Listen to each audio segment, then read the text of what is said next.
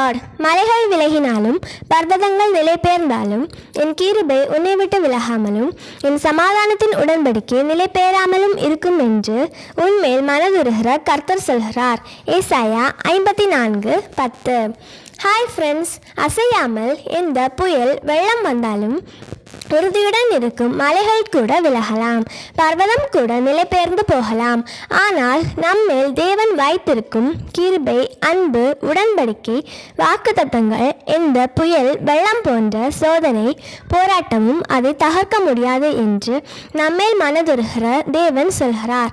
ஆம், வெள்ளம் அல்லது புயல் போன்ற சோதனைகள், சாத்தானின் தீ அம்புகள் நம்மை தாக்கும் போது நாம் திகைக்க வேண்டாம், கலங்க வேண்டாம். மலையை விட பர்வதத்தை விட உறுதியான அவருடைய அன்பின் வெளிப்பாடான கிருபை, வாக்குத்தத்தத்தின் வெளிப்பாடான உடன்படிக்கை நம்மை சுற்றி நம்மை பாதுகாக்கிறது. அது ஒருபோதும் அசையாது.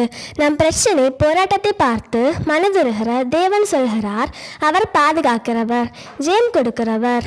நாம் அவர் கிருபை உடன்படிக்கைக்கு உள்ளான கிறிஸ்துவின் இரத்தத்தினுள் மறைந்திருக்கும் போது நிச்சயம் வெற்றி பெறுவோம், வீழ்ந்துவிட மாட்டோம் என்று கர்த்தர் சொல்கிறார். ஆமேன்.